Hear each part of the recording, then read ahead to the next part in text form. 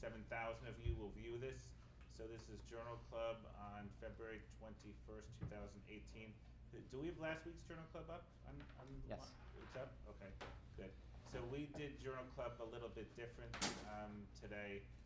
We decided to do, or I decided to do articles all on one topic, which I never do, because I got so tired of people asking me for the ketamine and acute neurologic injury papers, because somebody reprimanded somebody for giving ketamine to somebody with a stroke or a head trauma or high blood pressure. So we decided to look at all the literature about this, because we're big proponents of ketamine for a variety of things, but we're talking about traumatic brain injuries or strokes or anything acute neurologic in particular today. So we'll go through these articles. First we'll do the traditional stuff of talking about interesting calls, interesting pre-hospital jobs, or interesting emergency department patients. I must say, one of my pet peeves, as you know, is getting head CTs and carotid Dopplers in everybody because they pass out, which I think most of us learned in first or second grade was an appropriate medical workup. But I actually admitted somebody this past week who's syncopized, who did not actually did not get a head CT and did not get a carotid Doppler and did absolutely fine. So that's fantastic. So my little interesting case is somebody who, as an outpatient, was a young, healthy guy with no medical problems, on no medications, who didn't feel quite well, got a little bit of flank pain, got some blood work, and his creatinine was 1.8. So about a month before that, his creatinine was like 0.8. So he said he didn't feel quite well, but this is a little bit concerning. His blood pressure was like 150/90. His baseline was like 110/70. And then he called me and he remembered that he went to an urgent care center about a week before, and somebody gave him a shot of something for his shoulder pain. So what do you guys think? Anybody? Toradol. So somebody gave him a shot of Toradol. They gave him 60. I called up the urgent care center. They gave him 60 IM. And now he's in, acute renal failure, right? Because his creatinine of 1.8, based upon his body habitus, was a very diminished GFR. And we all know that we lose our nephrons early on in renal failure, not late. So when your creatinine goes from 4 to 5, who cares? When your creatinine goes from 0.8 to 1.8, that's a big freaking deal, right? And nobody's lifting enough weights to make the creatinine 1.8, because GFR is basically your muscle mass, right? So the more muscles you have, the more weights you lift, your GFR can be a little bit higher. So like 1.2 maybe is a max top. But most people walk around with no muscle mass and their creatinines are like 0.6 or 0.8 or 1. So first, what do you think about giving 60 of Toradol to somebody? I think there's a recent study that showed that giving 10 of Toradol is equivalent to giving, in terms of pain, is equivalent to giving the higher doses that we give. So. Yeah, so we'll give like 15 of Toradol, right? So higher doses of Toradol are not associated with better outcomes, but still, I bet if you polled most emergency departments, they would be giving 60 or 30 of Toradol, which is totally incorrect, right? And we know that you have less side effects and a similar efficacy when you have Toradol at lower doses. You don't need 60 milligrams, so that was too much. And what do you think about a euvolemic patient on no meds going into acute renal failure with 1 shot of Toradol? And the answer is it happens. It happens more than we think, but we don't check people's renal function afterwards. He just felt a little malaise and had some little bit of flank pain, so somebody worked him up for a kidney stone in an emergency department in New Jersey and found that he was renal insufficient. And that what happened was so he went to a private doctor who put him on an ACE inhibitor and said, come back in a month. What do you think about that? Putting somebody on an ACE inhibitor, a primary care physician did this, for renal insufficiency. The answer is that's completely wrong, right? You don't put somebody with unstable renal function on ACEs or ARBs. You put people with chronic renal insufficiency who have stable bad renal function on ACEs and ARBs because it can be renally protective, but not somebody who's in the midst of an acute tubular necrosis or an acute interstitial nephritis. So that was wrong. So he called me, I told him to stop the medicine, and then basically rechecked his renal function in 2 weeks, and his renal function is normal again. But we're probably throwing some people into acute renal failure by giving all this Toradol nowadays, which we started to do since we got more conscientious about opioids and giving them more routinely in the emergency department. Any thoughts about this? You think we're doing the same? Oh. I'm sorry. Did you guys have any signs of rhabdo or anything like that from Nope. working out or anything? He wasn't working any more than usual. He was, I mean, he was a little muscular guy. Well, he was muscular, but not like crazy muscular. He did exercise a lot, but he not necessarily weightlifting, just like running and stuff. And his CPK was normal. No. I And- was gonna say, because it does seem a little bit unusual for a single dose of Toradol to cause ATN and. Right. Of course, on the other hand, we normally don't check people's renal function afterwards. And but you know, just think about that when somebody has a little flank pain, maybe it is. And what do you see with ATN under the microscope? Out? It's an RBC test. Muddy brown granular cast. Right, yeah. Muddy brown granular cast is as a sign of acute tubular necrosis. This was drug induced, and you know, and the tip of what is he had a couple of white cells, he had a couple of red cells. Thank goodness nobody looked at that and gave him antibiotics for a UTI, because that wouldn't have made sense. And his leukocyte esterase was positive, but leukocyte esterase is an enzyme positive from neutrophils, not necessarily from infection. So he's doing fine, but probably he got too high a dose of Toradol, and then this probably does happen more than we realize it. Other interesting cases? Do you think this is happening with Motrin as well, when we're giving 800 milligrams of Motrin routinely? I think so, but I don't know. And we give so many people Motrin. You know, the truth is that we could probably give just a lot more people Tylenol, right? And you know, we probably don't need to give everybody in the world Motrin. Yeah. But you know, I'm a big believer. We reviewed this literature here before. There's a clinical pro in our book that non-steroidals should not be given routinely in people with cardiovascular disease. And there's a policy statement by the American College of Cardiology to that effect. Now, it's a long discussion, but I mean, if you have a couple of risk factors, I'm not throwing an anti-inflammatory at you, because you know what? You know, what's the primary drug that's supposed to be given for people with osteoarthritis? Tylenol, right? That's the recommendation. Tylenol, Tylenol, Tylenol. And when people have fevers, I have them take Tylenol. When they say it doesn't work, I have them take bigger doses of Tylenol, right? And if somebody says, can I take a third Tylenol? I go, absolutely, you can take 1,500 milligrams of Tylenol, right? You don't need to take 650, which is a ridiculously low dose for the average adult. But the max dose of Tylenol is 4 grams per day. Max dose of Tylenol, so anything on a bottle is extremely conservative, right? I mean, think about how crazy Tylenol is. If you, now you started me on this, right? So think about this. You know, if you're in the United States, a toxic dose of Tylenol is 140 milligrams per kilogram, right? If you're in Europe, it's been 200 milligrams per kilogram for, I'm sorry, a toxic Tylenol level is 140, but if you're in Europe, it's been 200 for years. So if you're in the United States, prior to IV Nucamist being available, and you had a level of 150, that meant that you got admitted to the hospital for 4 days, and every 4 hours, you go ahead and get Nucamist. In Europe, you got sent home. And that's the way medicine was for 20 years. So who's right? Well, so what happened was the best science came from Europe. And then what happened was our FDA said, we just want to be a little bit more conservative, just because, not based upon any science. So if you were in Europe, you got sent home and you got a $100 bill. If you were in the United States, you got admitted and got a $10,000 bill. And our outcomes were just the same, no matter where you got admitted to. So what's a toxic dose of Tylenol? Well, we say like 140, some people say 150 milligrams per kilogram. So take your weight, divide by 2.2, that's your weight in kilograms, multiply that by 140. That's how much Tylenol you shouldn't take in one dose. So In 1 day for a period. in one day, in one dose, right? So that's one dose. So that's a lot of Tylenol, right? So when somebody says, can I take a third dose of extra strength? The answer is that's only 1,500 milligrams. The answer is of course. Now there is more toxicity with Tylenol than taking more doses, it being cumulative, right? So my point here is 4 grams in 24 hours is a very conservative number. If you look at kids, I mean, a therapeutic level of Tylenol is generally 10 to 20 milligrams per deciliter. But we never check people's therapeutic level. If I give a kid with a fever Tylenol, I never check if they're therapeutic. But when you give kids Tylenol at like 10 to 15 milligrams per kilogram, almost none of them get therapeutic. There are actually studies, not that I'm recommending this, but there are studies up to 45 milligrams per kilogram of rectal Tylenol before you can get therapeutic, right?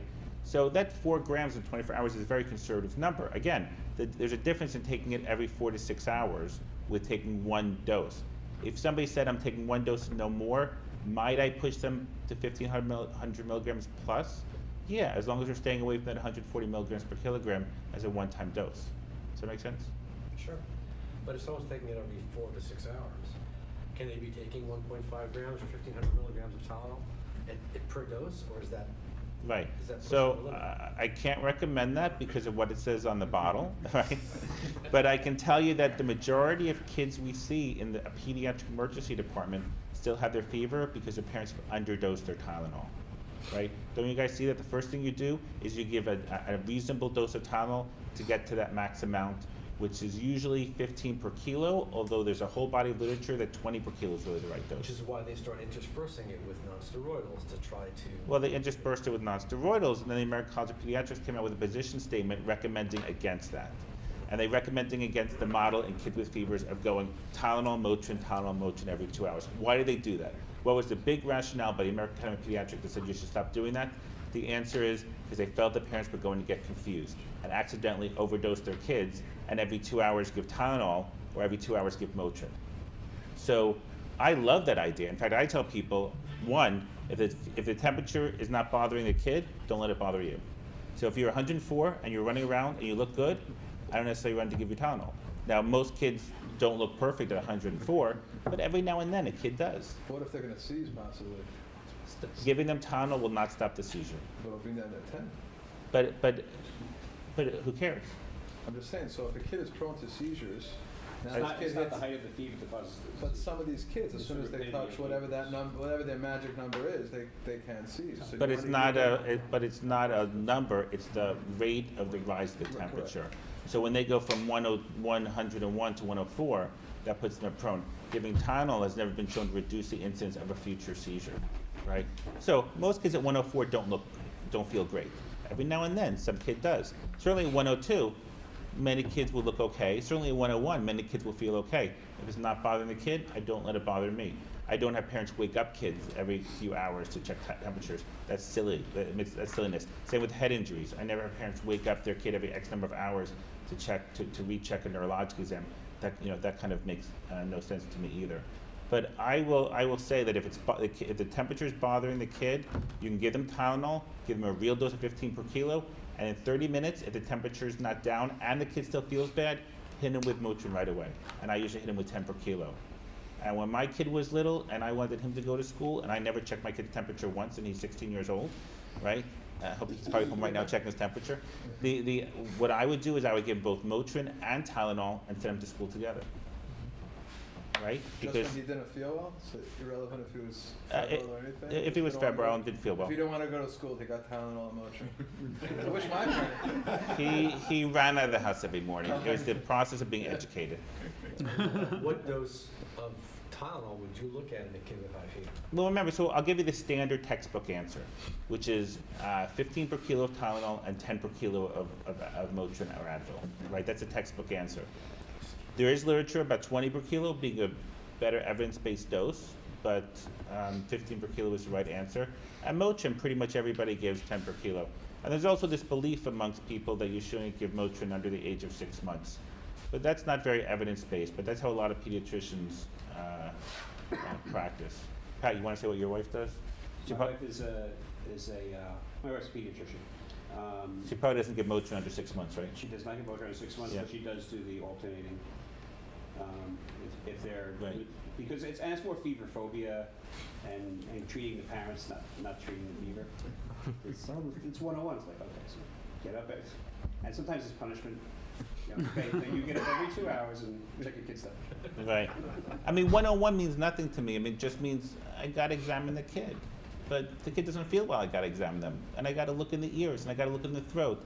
And a 6-month-old is incredibly unlikely to have strep throat, right? It's rare that strep happens under the age of 2 years. It's under 3, it's unlikely. Under 2, it's incredibly rare. So that 6-month-old I highly doubt has strep, and might just have an ear infection. And there are all these new devices out to measure pressures in the ear and tell if the kid has an ear infection. But most of us don't want these devices, right? Because if the device reads that there's no temperature, you have to blame the fever on something in order to give unnecessary antibiotics. because it's probably viral. And by the way, if you're living in countries like Sweden, what do? They don't give antibiotics for ear infections. They wait 24 hours, and most people get totally better. And their outcomes in Sweden are just as good as ours in the United States when we rush to give antibiotics. So there's nothing wrong with, Amandeep, what do you do when your kid has an ear infection? Do you wait 24 hours or do you give antibiotics? I wait. You wait. And you could get, and you, my guess is, like a crazy doctor parent, you probably have antibiotics in the house. No. No. All right, so you're more evidence-based. So, so let's agree that you can get antibiotics whenever you want to, right? And you probably have a 24-hour pharmacy somewhere. So, but you wait, and sometimes it just gets better by itself. Right. Right. I don't tell my wife and I wait. Right. What happens if you don't feel well? Huh? You I wait take too? steroids. All right. So, are there interesting cases? But I do think, by the way, that we underdose Tylenol. We tend to, in the hospital, give 650, and for the average adult, 650 isn't going to be good enough, right? I Do it. usually start at a gram. Yeah. Yeah, yeah. Because people Sometimes scare too. the hell out of us by telling us, well, their livers are gonna shut down and the entire system, and they'll pass away by the morning. Like him. Right. That's what he tells me. I said, I'm taking Advil. Your liver's gonna shut down by the morning. You'll probably die sometime. Well, so it's That's because he tells me to take a bottle of Tylenol, you know? But there's nothing wrong with it. right. It's Tylenol. It's the glutathione stores. So listen, are you more at risk if you have known liver disease? Absolutely. Are you more at risk if you've had other meds that get cycled through the liver? Absolutely. Are you more at risk if you have decreased glutathione stores? Or how about a glycogen storage disease as a kid? Or you're septic and sepsis reduces your glycogen stores? Absolutely more at So risk. today when everybody's on statins, they're all taking liver toxic drugs, so maybe they shouldn't be taking that much Tylenol. Well, so but the statin is slightly a different system than the Tylenol in the liver, right? So there's multiple systems in the liver. And but your alternative, well, you don't need, if you don't need Tylenol, you don't need Tylenol, right? If I get a fever today and I feel okay, I'm not taking anything, right? But I mean, statins obviously work for a million reasons, not just that. Any other interesting cases?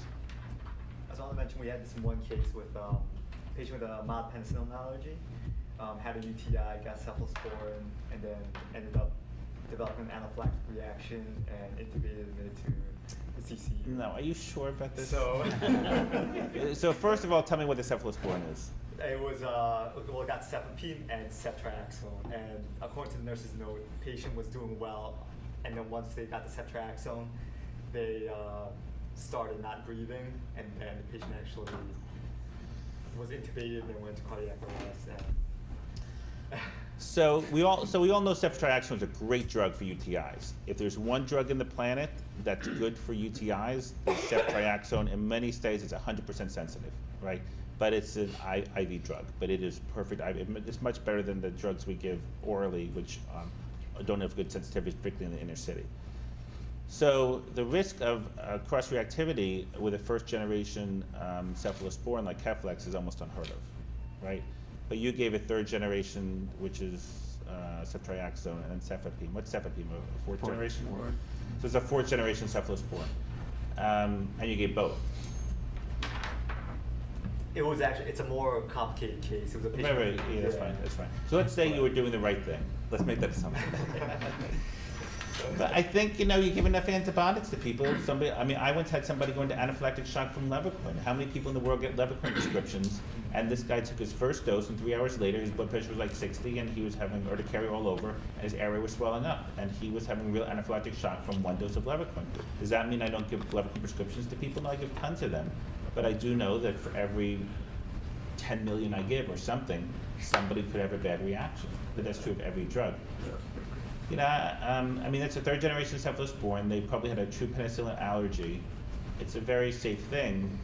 You basically were saying that the risk of anaphylactic reaction from that cephalosporin was just minimally. Yeah, very. Because they had pen allergy, and I agree with that. And I must say in 2018, we have so many antibiotics, it's sometimes possible not to give, it's certainly possible that we could choose a drug which isn't a penicillin or related to penicillins, like cephalosporins are. I don't know, I don't think he did anything wrong. I mean, I think even the attendings who were with the case did not feel it was an anaphylactic reaction, but it was just weird that the patient was well and then suddenly patient's pressure dropped after getting the dose, no urticaria or anything. That 3 to 5% risk of cross-reactivity between penicillin and cephalosporins, I think is. Yeah, they're really low. I mean, Pat, what do you think? I think the cross-reactivity I heard was like from the first generation, so from penicillin to the first generation cephalosporin was like 5 or 10%, and then every generation after that was exponentially less. So it's almost unheard of to have. I mean, I think it's closer to nothing for first Right. generations. And not I to give mention- Peplex all the time for people who are pen allergic. Right. And not to mention the fact that most penicillin allergies, probably only, of all people who self-identify as pen allergic, maybe 10% of them are truly pen allergic. Right. So it's a vanishingly small number that would respond to against subtraction. And of course, just maybe the patient was going to have anaphylactic shock from that medicine having nothing to do with their history of penicillin allergy. Abuse Toradol. Something that Right. more than what happens. Right, more likely. I mean, you can get all these, right, so we all know there are all these issues with giving cephalosporins in general that can cause problems, right? Interesting. What else? Any other pre-hospital or ER cases that are interesting? I was a recipient of a case brought in by one of our residents and EMS fellows that were writing on that response vehicle, which I thought was interesting. I don't know if Rick or Mike want to give the background on it. Yeah, that was a good case. Rick, do you remember? Forget So it was basically a guy in his probably 60s, altered mental status, and apparently he just something wasn't right. His family said over the last 1 to 2 days he just started to deteriorate mentally as well. And by the time we got to him, it was your typical syncope on a toilet case. So he was on the toilet and passed out, and paramedics got in there. Unfortunately, whenever I arrive on scene to these cases, the patient's always getting treated while they're still on the toilet. So, I'm always like, well, should I give orders to remove the patient off the toilet? Do you think maybe it might be better for him? But I don't know. But anyway, ultimately, we got him in the truck and did our assessment. He was diaphoretic. He was kind of confused, not answering questions appropriately. He ended up being pretty bradycardic. It looked like it was sinus bradycardia it went as low as the high 20s all the way up to high 40s. I think it was in that range. And his blood pressure was maintaining probably 90s to 100s over 40s to 50s diastolic. So, a few times in the transport, he did drop down into the high 20s, and we had the pads out. We considered pacing. I think ultimately we tried atropine on the way because his mental status wasn't really waning. It just wasn't really all there to begin with. So naturally, we got him to the ED and transferred over to an excellent team. And as we're walking out of the ER, we're like, what we should have done? And we get a call, and who knows what it was. So I'd like to say it was a brilliant diagnostic feat on my part to figure this out, but I did wait till the labs come back. It was the EKG was narrow complex. There was no ST abnormalities, and I think it was either sinus or perhaps junctional. Yeah. So I'm not really clear, but and of course his potassium came back at 8 or 7. Right. Responded very nicely to calcium and bicarbonate and the rest of the hyperkalemia treatment. And he had just new onset renal failure with hyperkalemia, but it was a puzzle. The EKG definitely, besides the bradycardia, didn't really have any other evidence for hyperkalemia. Yeah. Now, unfortunately, we didn't have calcium on the truck that we could give him anyway. But ultimately, But you had yes. calcium in your, Yes. but you had calcium in your physician box. Yes. But, So, our mantra is always if you have a new onset bradycardia, to Right. just throw calcium Just at give it. it. Yeah. So whether they call us on the console or any new onset bradycardia, throw calcium at them. It's calcium 10%, which is 100 milligrams per ml, which is 1,000 milligrams. And you know what? Just give it to the patient. If you're wrong, you're not going to hurt anybody, and every now and then you'll save somebody's life. And we've all made the mistake over the years of putting a transvenous pacer in somebody, and then they come back hyperkalemic on their blood work, and then you give them the calcium, and now it resolves, and you can take the cortisone transvenous pacer out. eventually. So, yeah, but this is why we do this, so we can learn and think about what we could do better next time. To quote Amalmatu, I mean, potassium hyperkalemia is the syphilis of EKGs. It just causes so many different things. Whenever you see something weird, it should be in your differential. So. Right. So, and what, you just give 1,000 milligrams? I gave calcium glucate.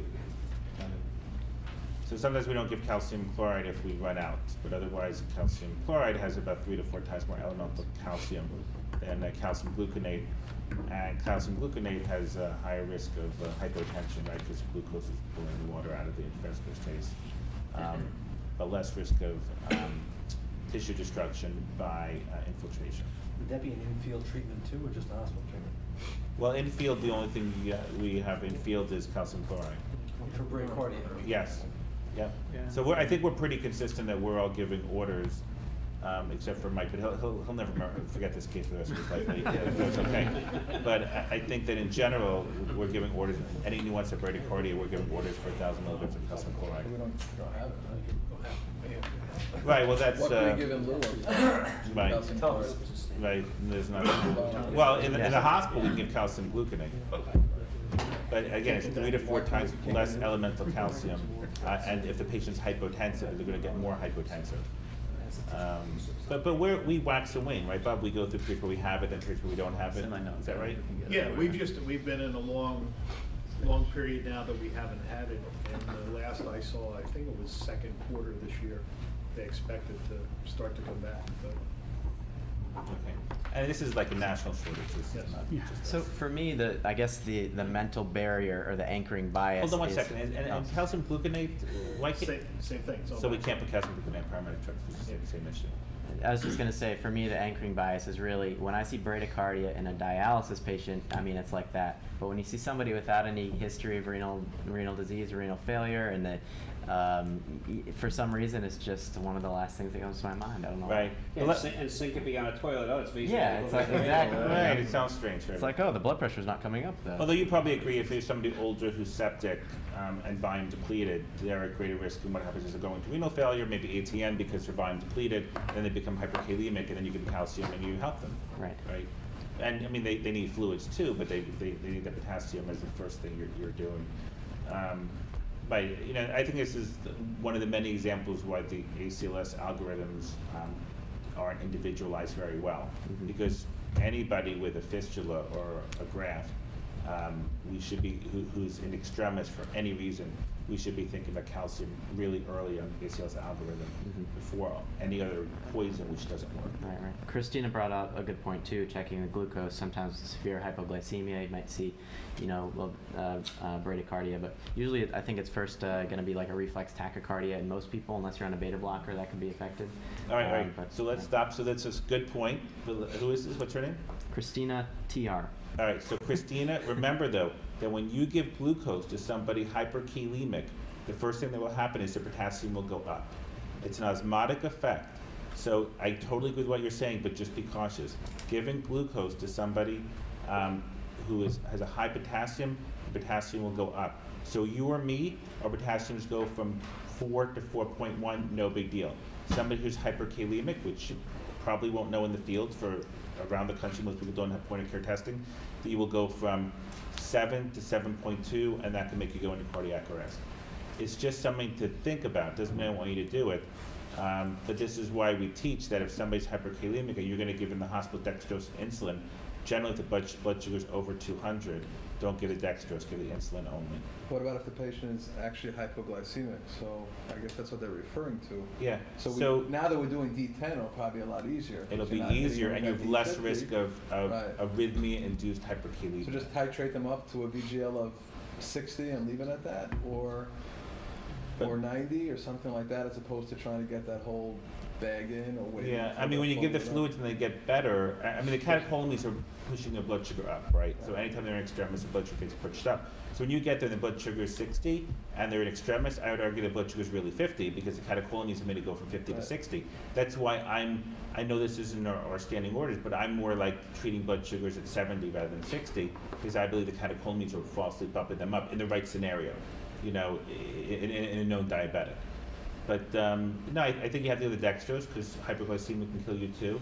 But I think you just have to remember if suddenly you see the QRS widening, or you see the T-waves peaking right after you give it, something should trigger in the back of your head. Like maybe I'm inducing hyperkalemia, and one day when we have the calcium back, that may be a push to give calcium right away. The other good thing is calcium works really quickly. So you push it and you give 1,000 milligrams, it's going to work pretty quickly. There's also this false belief amongst doctors that you can't give calcium chloride through peripheral IV, and we know that's all totally true, totally false. Sorry. And every code card in the world is calcium chloride, right? So even in the hospital, we have calcium chloride on code cards. Unless we run out, then we switch to calcium gluconate. Dr. Carr has touched on an interesting point, something that I think we deal with on a pretty daily basis, and that's the patient that's on the toilet and how we treat them. And that challenge comes into when maybe somebody's hypotensive. That's not easy, and it's not always comfortable doing that IV while they're still on the bowl, but what do you do with them? So do you drag this guy off and lay him on the floor? Sometimes we'll pull up to a call and they'll tell us, oh, set up on the back of the rig. Right? And usually I try to walk in, or my partner will walk in just to see what we have. And you have that patient who might have a pressure of 70/40, and they're putting them onto a stair chair, and they're semi-responsive, and they're going to drag them down the steps. And there's where we say, why don't you wait a little bit? Well, let's actually start treating the patient right here. And by the time you're going down the steps, now the patient might not be diaphoretic anymore. You might have corrected the hypoglycemia. We might have corrected, or reversed some of the hypovolemia, and now we can actually treat the patient. So yeah. I'm curious as to what everybody's thoughts are. Everybody here has been in the field as what you do in that cramped bathroom. Because it's probably a scenario we should practice more, like somebody's unresponsive, in the bathroom. Is the first thing to see how big the bathroom is, or to move the patient out right away, or to start assessing And where are you them? moving them to? Sometimes it's a narrow hallway, sometimes you're right by the stairwell. I usually just treat them, I think most of us would treat them right in there. So what do you guys do when somebody's on the toilet when it's and you get called? We send a new guy. Flush first. Yeah. So yeah, everybody from what I've seen so Job for far, an intern. Yeah. there's always a flush. Somebody walks in, you hear the flush, and then they start treating. So I just visualized, the chart, reading the chart, and then sees medical command, remove patient from toilet, MD40 Dr. Carr. I was just like, this is gonna look bad. We'll just leave it there.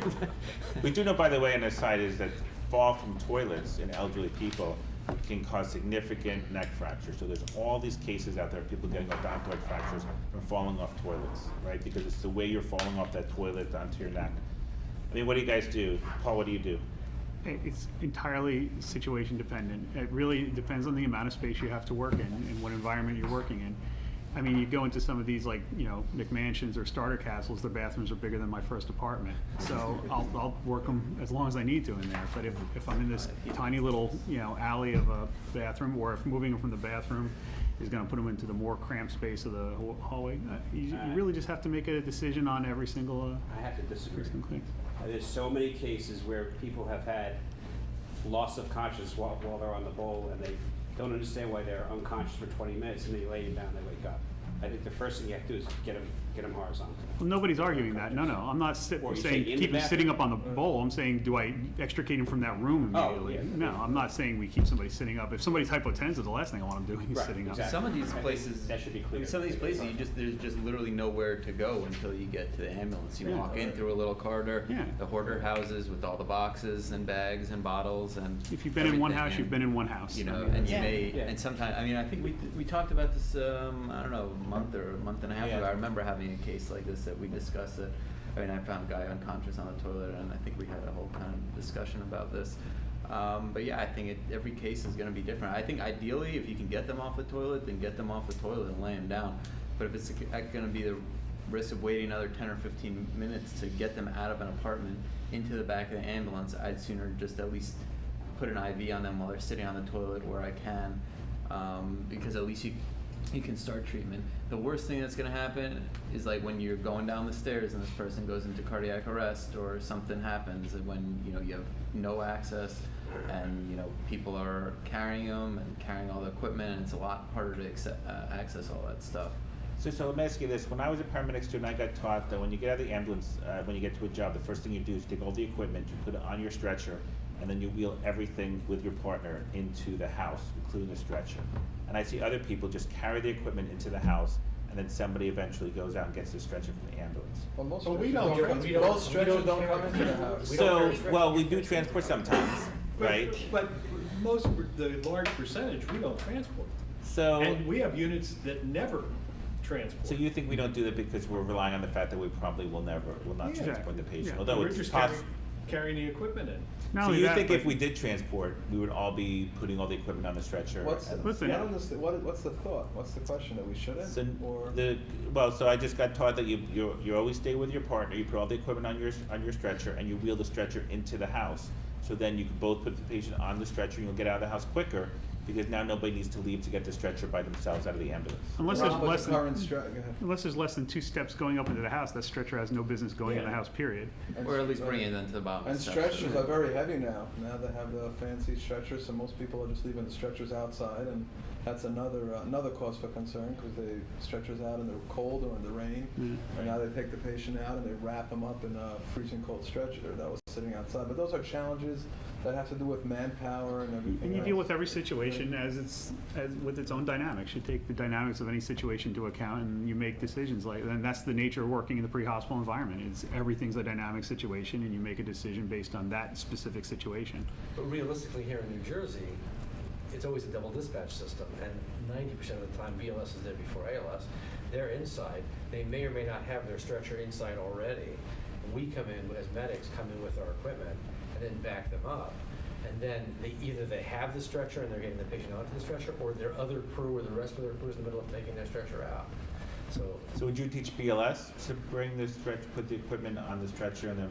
So if bring we arrive simultaneously, that's what we do. We grab our equipment, throw it on their stretcher, and go inside. what do you But That's teach just because we don't BLS? want to carry our equipment. It's got nothing to do with anything other than. That's for the hike through the nursing home, but when you come to a regular Yeah. colonial or a bi-level house, that stretcher's not coming into the house. Yeah. So they're doing a stair chair or a Reeves or a scoop, whatever else they might do. Absolutely. I mean, actually, most times when we're leaving the Or it house, shouldn't be carried up more we than 2 might steps. disconnect the monitor just for the way out, because there is no room, so we'll Stretcher's a rolling device. It's not a carrying device. That stretcher's not meant to be carried anywhere, right? That stretcher. Some of the new stretchers, Yeah. they weigh Yeah. more than Absolutely. the patient, some of Isn't them. that a question on the competency? No, but it should be. All right, let's do the articles. So we'll start with, the first one, we'll do the Lindsay Cohen article, just the annals review. Yep. that was the- Alex, you're doing that? Yep, that's the Lindsay Cohen article in Annals. So let's straighten everybody out. All right, let's do it. which one is this? They all say ketamine. It's the one that says it's the The one one- ketamine CPP. It's the second one on the list. Which stands for cerebral perfusion pressure, of course. It does. Rick, how do you calculate cerebral perfusion pressure? Cerebral perfusion pressure is gonna be Ooh, let's not put you on the spot. MAP minus ICP. Bingo. Which is why we need to keep our pressures up. So it's Hypotension more of like a down. gradient, a Yeah. gradient pressure. Which is why ICPs need to stay down, or blood pressures, especially MAP, needs to stay high. So, and this article touches on some of this stuff. So, again, this is an article coming from Annals 2014, Annals of Emergency Medicine. Essentially, this is a systematic review of all the literature talking about ketamine and its effect on intracranial pressure, cerebral perfusion pressure, and this looks at other outcome measures in terms of neurologic outcomes, ICU length of stay, and its impact on mortality. So the literature is all over the place. Studies going way back in time that were poorly done. Long story short, what they ended up doing was looking at almost 5,000 articles, 4,800, 4,900 really, articles, whether it just be abstract and then taking further into extensive review. They ended up, out of all those reviews, of the almost 5,000 articles, 10 of them were actually reviewed. So one of the big things, the reason this came up is because you have case reports, case control studies that were done over 40 years ago that suggest ketamine increases intracranial pressure. This was observations of patients with pre-existing intracranial pathology, whether it be lesions, hydrocephalus, whatever it may be. And again, these were not very well conducted studies. And just because of that, that's kind of set the pace going forward for, especially for emergency physicians, and it's created a reluctance to use ketamine, whether it be based on the emergency physician's understanding of the literature, review of the literature, or because they're getting yelled at by colleagues on other services for using it based on old literature. So again, the importance of the study was to see why are we not using this, and is there any true current evidence to suggest that we shouldn't be using it. So what this study looked to do was to synthesize all the available evidence and compare it to other sedative agents, and how does it impact cerebral perfusion pressure and ICP. So they had a librarian also help them with the search, but essentially they looked at, like I said, over 4,800 studies to just kind of dwindle that down further. They specifically looked at random controlled studies, controlled clinical trials, and observational studies. They excluded any animal studies and case reports. So it says specific studies included when patients got either IV ketamine as an infusion or as a bolus dose in patients that were previously intubated or were being intubated. So going forward, the primary outcome, like I had mentioned, was the intracranial cerebral perfusion pressure. Primary outcome. Secondary was neurologic outcomes like length of stay in the ICU and mortality.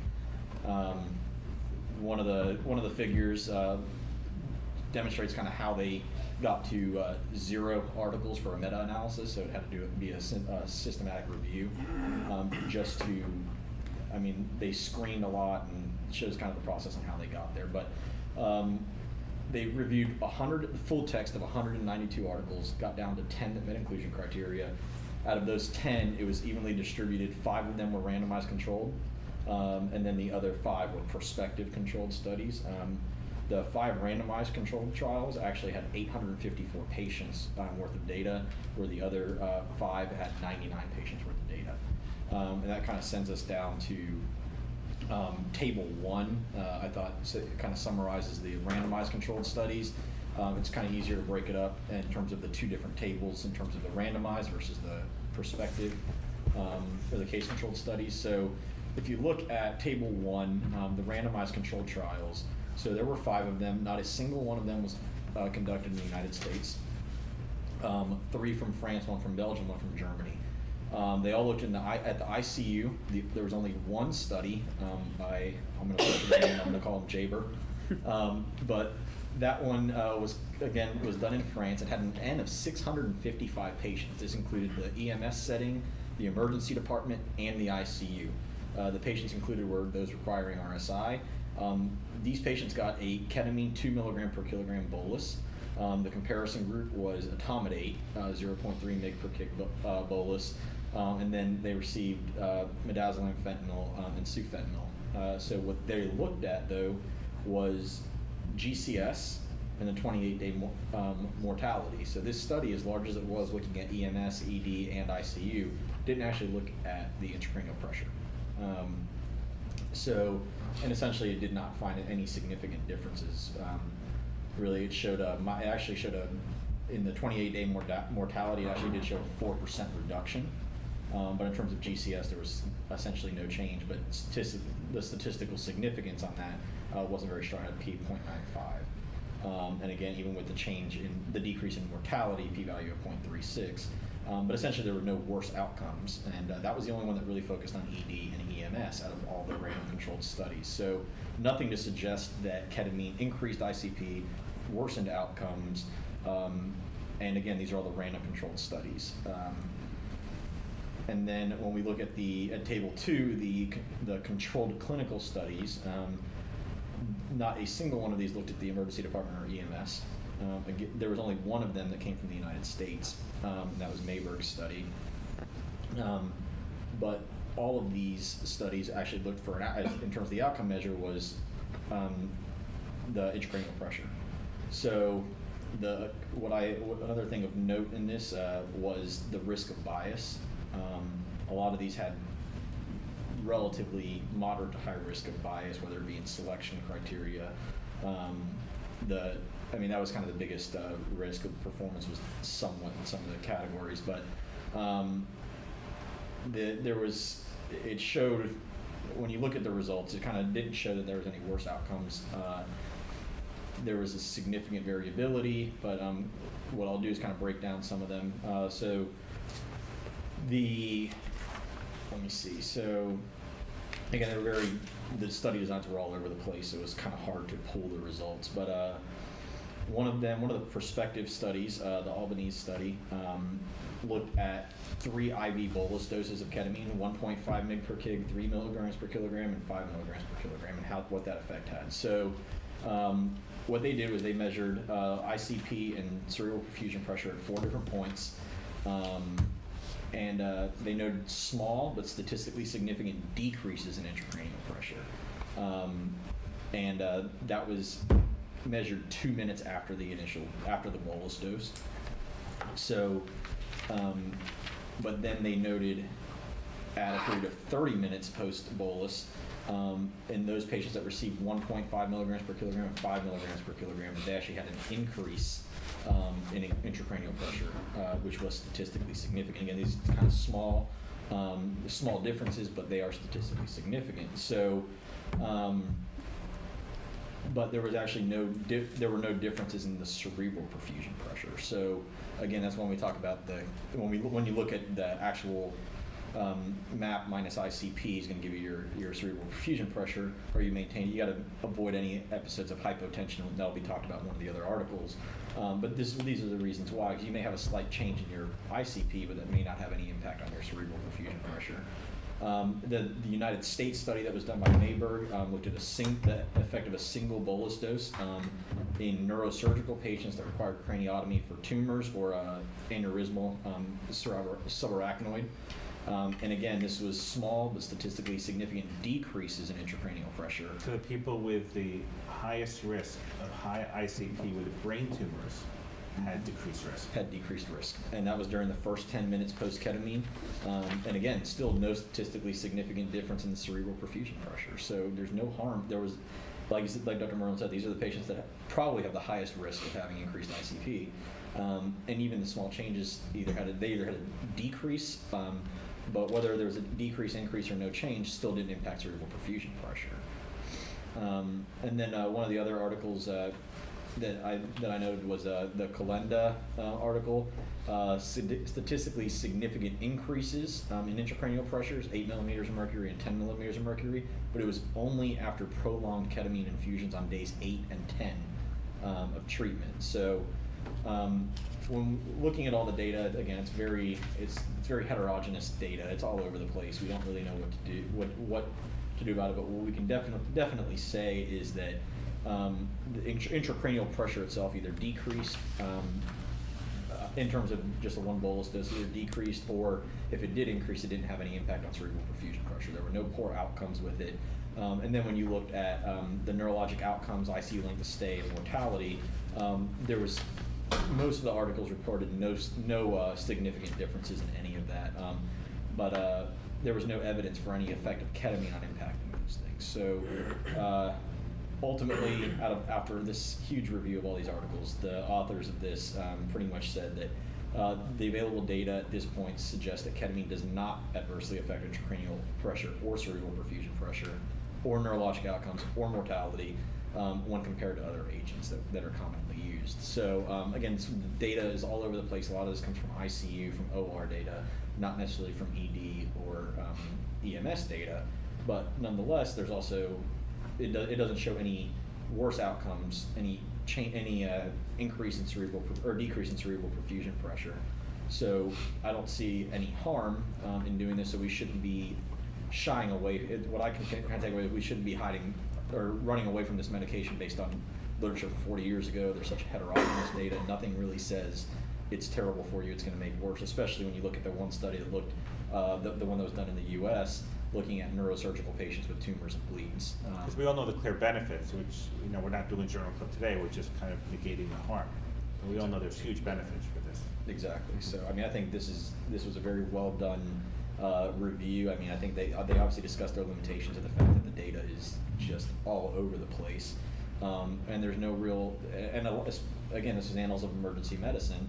For emergency medicine, only 1 out of the 10 studies that were reviewed were actually conducted in an emergency setting. Right. So that was where it's 2014 article, right? So that's where we kind of were 2014. Correct. Oh, that was most of the literature. Yeah, All right. as of 2014. So that's good. Who wants to do the next one? I can.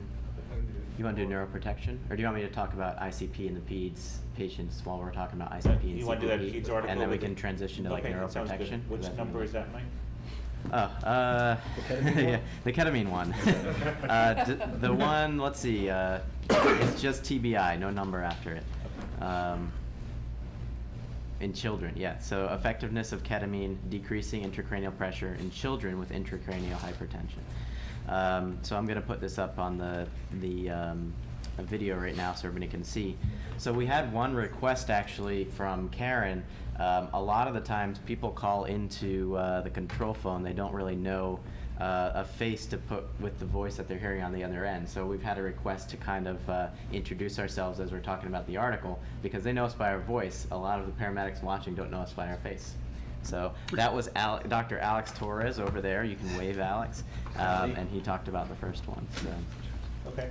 So I'm switching it now to effectiveness of ketamine in decreasing intracranial pressure in children with intracranial hypertension. So it's up there now so you can see it. And this was Dr. Bar Joseph et al. And this was out of Israel, PICU in Israel. So In the Journal of Pediatric neurosurgery. in the journal Pediatric Pediatric Neurosurgery. Neurosurgery. Anybody get that journal?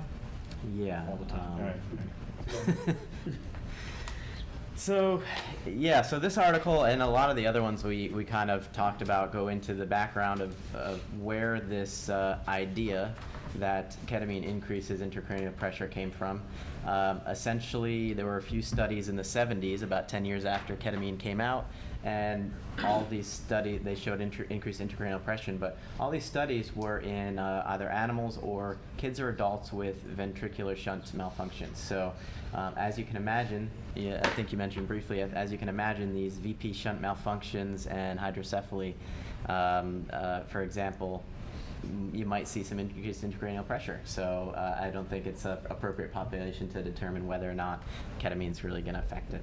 Another interesting point that they mentioned, so as you all know, ketamine is basically PCP, right? So PCP was first in the 60s, and then they realized the effects, especially of emergence after ketamine's wearing off, were just too drawn off. People were tripping for hours, and they said, all right, we have to shorten the, increase the metabolism or shorten the duration of effect of this. So essentially, really two easy reactions. They just added, they took off an aromatic hydrocarbon group and added an amine and made a ketone. So ketamine and ketone and an amine. That's all they substituted. So if you took Hence the name orgo, ketamine. yeah, if you took orgo, essentially that was just like, remember when we like toluene and stuff like that, all those extractions. Two easy steps. Anyway, sorry, I'm nerding out. I was a biochemistry major. All right, so they were basically addressing this idea that ketamine increases ICP rather, and there's essentially no literature behind that statement. So they hypothesized that ketamine doesn't increase ICP as you'd expect, but anecdotally they were seeing it was actually decreasing ICP, which is why they decided to do this study. So. That's a bit of a background, but methods-wise, these were all patients in the PICU Rambam Medical Center. I don't know if that was made up. That was the name. Rambam. Rambam. I've never heard of that before. It's Hebrew for Maimonides. Oh, okay. Learn something new every day. Rambam. Okay. That's why I bring him along. And this was in northern Israel. So their definition of ICP increase was 18 millimeters of mercury or higher, which I think is usually 18 to 20 would be considered high in the U.S. as well. Essentially, you can see in table 1, they had 30 kids who were in the PICU during the time period, and there was some variability in the etiology of their ICP, intracranial pressure being high, or also they were on some different medications like sedatives. Some were on propofol, some were on midazolam. So they kind of just put that into a table with all 30 cases that they included in this study. They broke the kids down into 2 different groups. So group 1 essentially, so basically all these patients were getting 1 to 1.5 mg per kg boluses of ketamine for a few different reasons. Group 1, as we said, was essentially the group where they were doing preventative protocol. So these were patients that were intubated, had head bleed or intracranial hypertension, and they were about to do an intervention like changing them, rolling them, cleaning them, doing something that was going to agitate the patient and increase their intracranial hypertension. So they would give this a couple minutes before the procedure, and then they'd watch the patient without any new drugs or interventions after doing their stimulating event, and they'd watch them for 10 minutes to make sure there's no rebound or anything like that in terms of vital signs or abnormality. All these patients had, presumably, they didn't actually say this, but presumably they were measuring directly the intracranial pressure. And so they measured vital signs in the ICP after this intervention.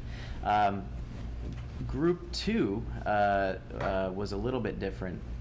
So group 2 was for any kind of procedure, right? Am I getting that right? Sorry, there are a million articles, so I'm making sure I'm not screwing that up. But group 2 was essentially, instead of a preventative group, it was administered, group 2 was administered in patients who were having persistent intracranial hypertension. That's right. So people who are demonstrating ICP 15 to 17 consistently, and they couldn't get it to go down despite other interventions like mannitol, other sedatives, things like that.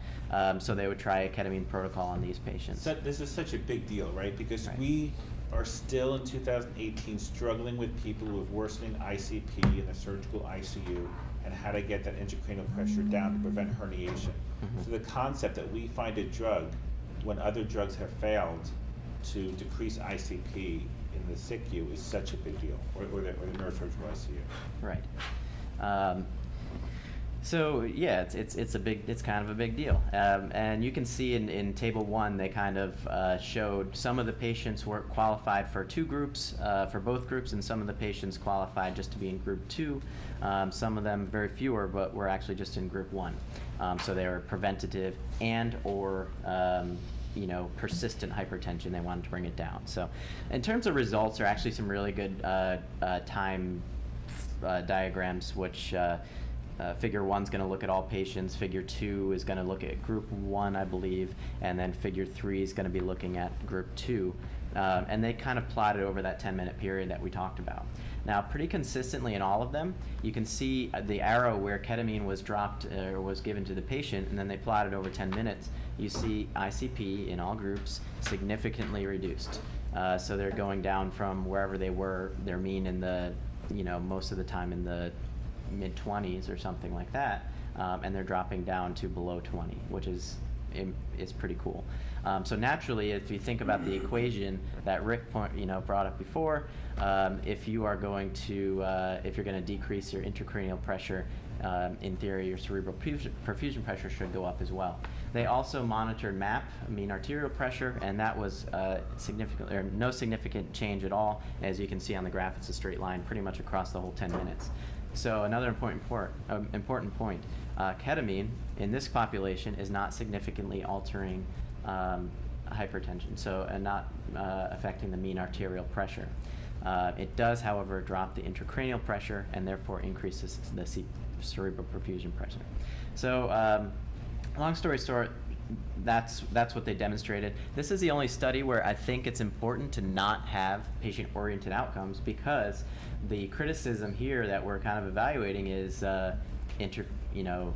ICP increases with ketamine, right? So you want to have a nominal value that you can show is actually going down in the time period that they're looking at. And here they demonstrated very clearly that there's a decrease in ICP, contrary to what we all think. So, a few things to consider. Is this your patient population? If you're, working in a PICU where you have a lot of trauma patients or intracranial hypertension and peds, certainly be your population. I think this is, you can extrapolate it to all acute care medicine, though. So we see these patients in the field all the time, right? Coming from special care facilities, things like that, where if they're not intubated yet, you might be intubating them, and maybe they need sedation, they're already intubated or trached or something like that. Ketamine, I think, would be a reasonable choice for sedation, even, especially if you're worried about intracranial pressure. So. And it did decrease the blood pressure, which we know is generally bad for any acute ICP elevation. Right. Yeah. That's the other major criticism is, I mean, these are kids, right? So they, even though they're sick, they don't really, they don't have as high of a resting sympathetic tone that like adults do. So really sick adults who are depleting their catecholamine stores, they're kind of, their sympathetic tone is a lot higher, meaning if you wipe out their flow from the central brain, their blood pressure could crash. Any sedative essentially would wipe out that sympathetic outflow from the brain. So you know, that's one thing that you could consider. You know, maybe this doesn't apply directly to adults, but we'll see in some of the other studies it actually does. So yeah, that's all I have to say. Sorry. Okay, great.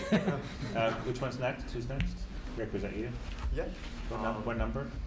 It's gonna be number 3. It's the neuroprotective one. So this is ketamine TBI 3. Yeah, ketamine neuroprotection. Ketamine Sorry, ketamine neuroprotection 2? Just neuroprotection. Just, no. The first one. First one. Okay. Yeah, it's gonna be entitled In Vogue Ketamine for Neuroprotection. Yeah, yeah. Yeah. So this article is really more just like a review article. The purpose was basically to describe the proposed pathophysiology behind the neuroprotective effects of ketamine, and then it kind of touched on 2 like clinical cases in terms of ketamine in refractory status epilepticus and in patients, the cognitive function of patients who underwent cardiac surgery. So basically the neurological sequelae related to traumatic brain injury and stroke, they say that there's 6 basic processes that ketamine is involved in. And that is excitotoxicity, which is basically the pathological constant reactivation of receptors that leads to neuronal damage, calcium dysregulation, inflammation, microthrombosis, formation of reactive oxidative species, and apoptosis. And so, you know, what they did was they looked at the literature in Medline and Cochrane databases from 1980 to 2016 to come up with this information. Basically, to just break it down to the simplest, you know, concept, what they propose is that when you have some kind of ischemia or traumatic brain injury, you have a decreased blood flow to that region. This results in a dysfunction of the sodium-potassium exchanger. You have a whole bunch of different cellular processes that occur. Ultimately, it leads to an increase in presynaptic calcium influx that results in an increase in release of glutamate neurotransmitters into the synaptic cleft, which then binds to NMDA receptors postsynaptically. And then what this does is it eventually leads to formation of a lot of reactive oxidative species, which can lead to cell death, apoptosis. And so in this first step, the excitotoxicity, you know, we're talking about activation of these NMDA receptors by glutamate. What they say, according to the articles that they looked at, was that ketamine antagonizes NMDA receptors, and so it's going to prevent the binding of these glutamate receptors, or binding of glutamate to the NMDA receptors.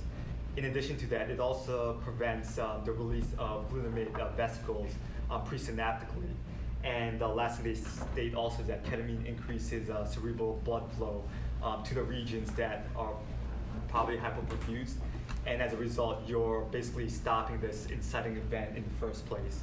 And so in terms of excitotoxicity, that's where ketamine plays a good role in. In terms of apoptosis, they were basically saying that when you have some kind of ischemia, you have a dephosphorylation of a specific protein called cyclic adenosine monophosphate response element binding protein. And basically the purpose of this protein is to promote, is basically an anti-apoptotic cell. And so looking at the articles, they say that the ketamine basically inhibits, ketamine promotes phosphorylation of this protein. And thus if you're promoting phosphorylation of this protein, you're promoting anti-apoptosis. The other thing they touched on is neuroinflammation. So when you have some kind of brain injury, you have release of inflammatory cells, tumor necrosis factor, interleukin 6 and 8.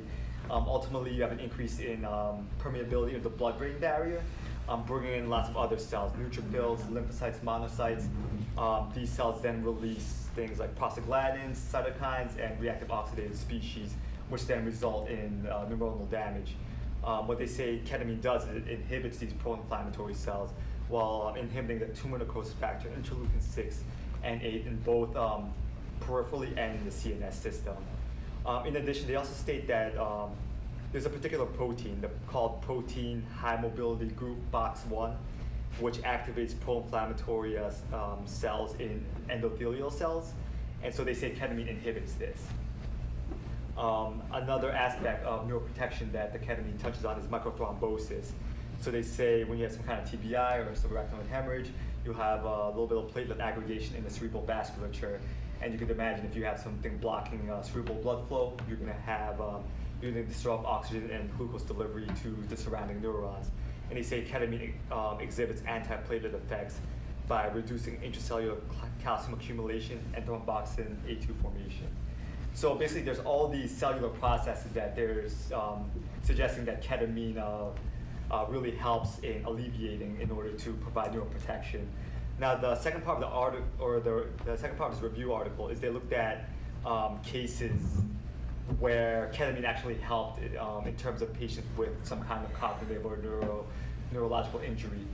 The first one they looked at was patients who underwent some kind of cardiac surgery, especially if they were put on a bypass.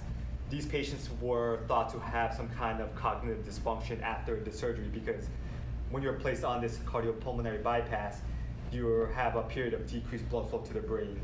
And so when they looked at the literature, they actually found that patients who were treated with ketamine as an induction agent, there was a decrease in the percentage of delirium in these patients from 31% to 3%. And then the other aspect that they looked at too was its role in refractory status epilepticus.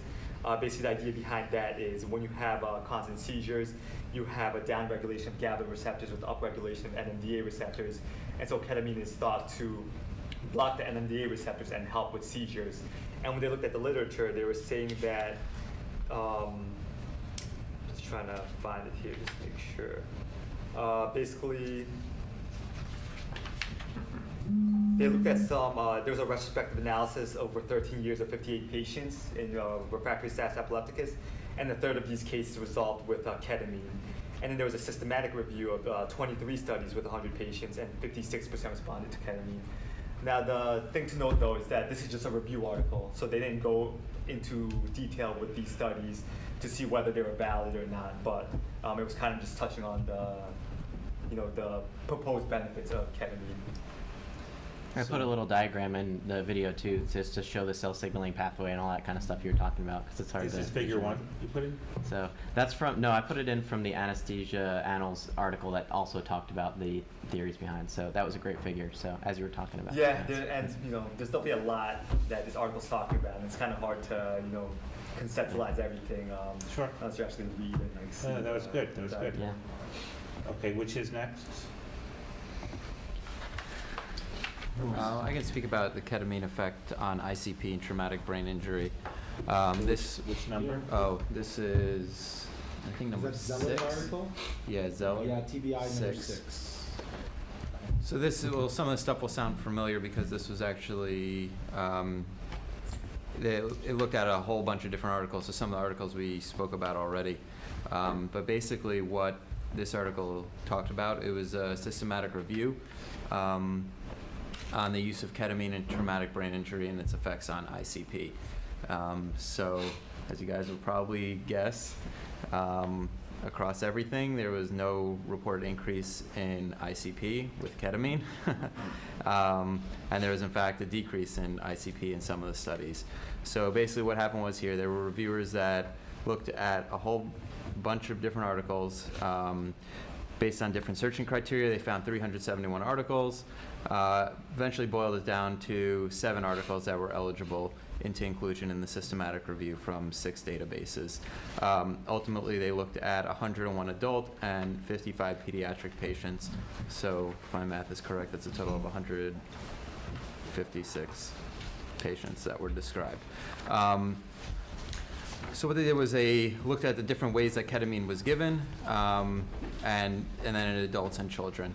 So of the 7 articles, all the 7 articles were original studies.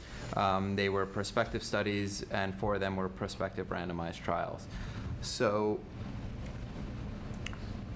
in some of the studies, they used ketamine as continuous infusion, and then some of the studies used ketamine as boluses. So we'll kind of go through them kind of quickly and see. So, for the continuous infusion studies, there were 4 studies that looked at continuous infusions. In all 4 of them, they failed to show clinically significant elevations in ICP during the administration of ketamine. So some of the studies looked at ketamine and midazolam versus fentanyl and midazolam. In that study, there was basically no difference in ICP between the groups within the 2 prospective randomized studies. And then prospectively comparing ketamine and midazolam versus fentanyl and midazolam, well, like I think Mike had said, there was a statistically significant at days 8 and 10, but there wasn't anything, there was not a clinically significant elevation in ICP in the ketamine group prior to that. Looking at ketamine methohexatone versus fentanyl methohexatone,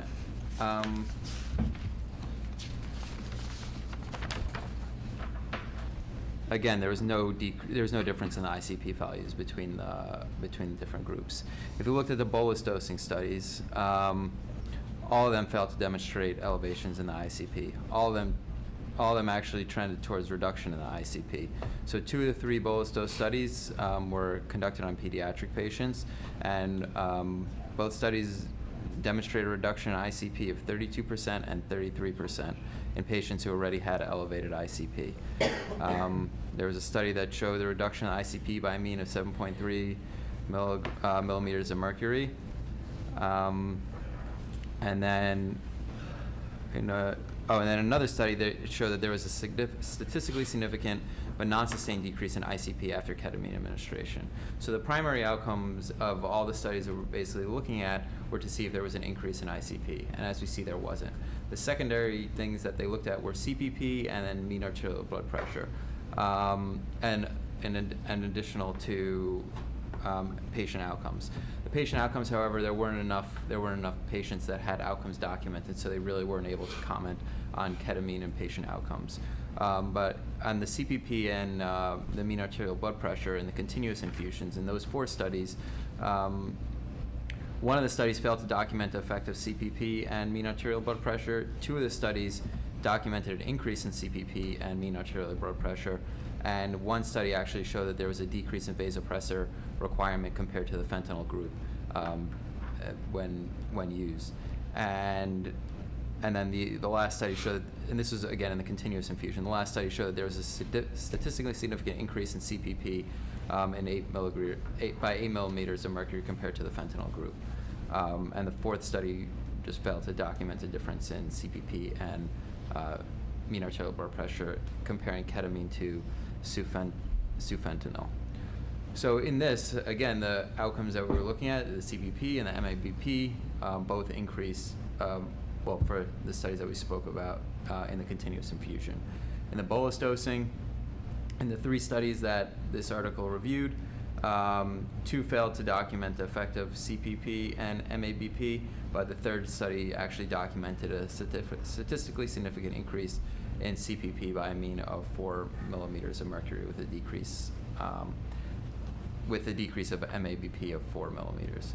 Out of all the studies, the adverse effects they looked at, there were only 2 patients in all the studies had documented adverse effects, but they were just non-clinically significant tachycardia. But we know that we give people ketamine, they may get tachycardic from that. So does it really, is that really an adverse effect? Probably not in most people. So according to this whole study, basically the level of evidence that they recommended is an Oxford 2B grade C level of evidence against the elevation of ICP with administration of ketamine in severe DBI patients that were intubated and sedated. So one thing I didn't mention before is that all these studies, people were intubated and sedated. So looking at them, I mean, there is potentially some bias that in these studies because all these people were intubated. So the question comes, if the person's not intubated, then should we be giving people ketamine? And the proposed mechanism one of the proposed mechanisms of ketamine increasing the ICP is related to the carbon dioxide level. So in someone who's not breathing. However, they talked about here, I believe it was, okay, so Yeah, so the postulated mechanism basically is related to large vessel vasodilation from an elevation in the PCO2 in non-ventilated patients. So in this study, in this review, everyone was intubated. So that kind of controlled for the elevation of the PCO2 potentially because they were on a ventilator. So that was one of the things that they commented in the study. However, we have a whole bunch of other articles that we are discussing here as well. So just to kind of take that into account discussing this article.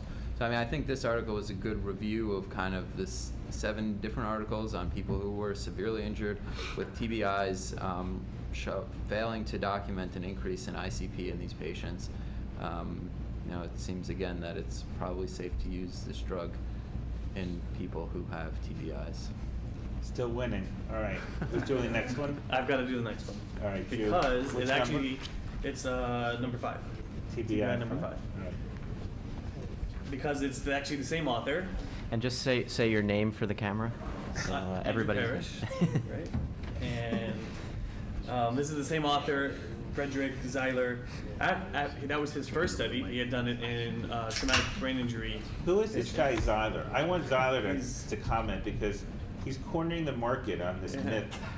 Frederick Zeiler, where's he from? He's a neurosurgeon. It looks like out of Manitoba in Winnipeg, Canada. All right. As well as McGill. Works with McGill. Oh yeah, he's also in critical care with McGill.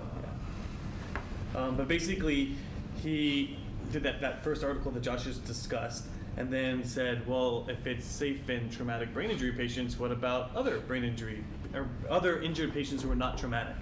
And so that's basically what he did. And in the introduction of this paper, kind of before I talk about what he was breaking down, it actually sounds like he was surprised by those results on the brain injury paper, and said because of those surprising results, we wanted to kind of look at basically the rest of the population who might be getting ketamine. And so that's what he did. He basically looked through all the same databases, Medline, BIOS, Embase, Global Health Star, Cochrane, and many others, from inception all the way up to January 2014, including some gray literature and some meeting notes, basically really trying to get almost all of them. They ended up getting 179 things that they reviewed, of which they narrowed down to 16 articles, 15 manuscripts, and 1 meeting proceeding. Across all those studies, they included 127 adult patients and 87 pediatric patients.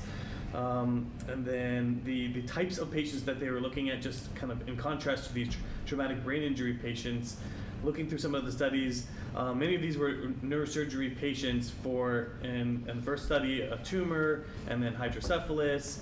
Some of the other studies had just mixed neurologic diseases that needed neurosurgical intervention.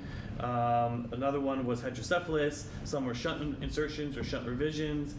Some were aneurysmal subarachnoids that needed intervention. But they're all essentially neurosurgical procedures. And unlike the previous paper, all of these patients were not intubated. In some of the studies, they were intubated, and I'd say about half, maybe 60% of them, they're intubated. The rest, they are not intubated. They also use different methods of measuring the CSF pressure, EVDs, epidural transducers. Some of them were straight ventricular catheters, and also they used some LPs as well, opening pressure from LPs and a Codman microsensor, which apparently is something used in a craniotomy. But basically, it had a whole variety of patients, and kind of broke down the same thing. And the results is most of these people, additionally, some of the people were receiving ketamine in bolus doses, and also some of them were receiving infusion doses, but all of them also had a second agent on board. So whether methexetol, propofol, benzos, some other sedating agent as well. And at the end of the day, they found essentially the exact same thing. That this was the same grade of evidence. I believe it was 2B, grade C for adult patients, and grade level 4B, grade C for pediatric patients. Again, that it did not increase intracranial pressure. The only adverse effect that they noted was some mild tachycardia, again, like the previous paper, but also similarly to the other papers we discussed, no significant MAP increases. So in all these other people who kind of you'd think would be predisposed to intracranial pressure increases because of their underlying tumors or obstructive pathways that are causing them to need to have this neurosurgical intervention. They showed that it basically, again, does not increase intracranial pressure and potentially has a lot of neuroprotective effects. So maybe this is the ideal population to use them in, which I think is why this author has delved so deep into this topic, because this is kind of the surgeries and the patients he deals with, and it seems like ketamine is having some beneficial effects, not only just non-deleterious effects. But again, ketamine does not increase. Frederick Zeiler, congratulations. So I just have to point out, so he, all of his articles are published in the winter, while the rest of the articles are in the summer, which I guess he's Canadian, so the winters are pretty bad. He's got a lot of time to kind of sit indoors and just, So, publish this stuff out. How do you so. know that? By looking at the dates of... Yeah. The latest one Yeah. for him was April, so everything else is January. It's it's really cold up there. So. Right, all right. I have a lot of time. So, all right, what's the next one? We're gonna get to all of these. What's the next one? I guess I can just quickly finish off the neuroprotective aspect because Okay. There's 2 neuroprotective articles. One or 3. yeah. So Yeah, this technically. one is I think on the screen it's gonna be the one that says neuroprotective 2. Neuroprotection. Two? Yeah, that ketamine neuroprotection number 2. Yeah. Yeah. Who's the that's author? one. Author is Hudetz Yeah. and Pagel. Got it. So really there's not much to add with this one because it's pretty much is saying the same thing that everyone else has been saying already. Also in this article what they did was they did a literature search of several different databases, Medline, Cochrane, and really the only thing that I just want to add to what we've already talked about is that they were saying that they actually had looked at some of these studies and felt that as long in patients who were mechanically ventilated and received a ketamine in combo with another drug, those patients either had a decrease in ICP or no change in ICP compared to another drug. They said in that Colenda study that patients where they compared ketamine and Versed versus fentanyl and Versed, that a ketamine group had actually had a higher ICP and CPP, but with a controlled ventilation. And then when they looked at several other studies, one done by Mayberg, where it was basically ketamine with nitric oxide. These patients had reduced ICP when the mechanical ventilation was controlled. And the Borgoin study, where they looked at what Josh was talking about, sufentanil and Versed versus ketamine and Versed. These patients, there was no change in ICP or CPP in the mechanically controlled ventilated patients. So basically, they were coming down to the same conclusion that ketamine is beneficial in mechanically ventilated patients with increased ICP without affecting their cerebral hemodynamics. The only other thing that this article was also looking at was it looked at some rat and cat studies. They evaluated brain edema in cats, basically vasogenic edema versus cytotoxic, and they found that ketamine reduced ICP in the cats with vasogenic edema and actually increased cerebral perfusion pressure, but it had no effect on the cats with cytotoxic edema.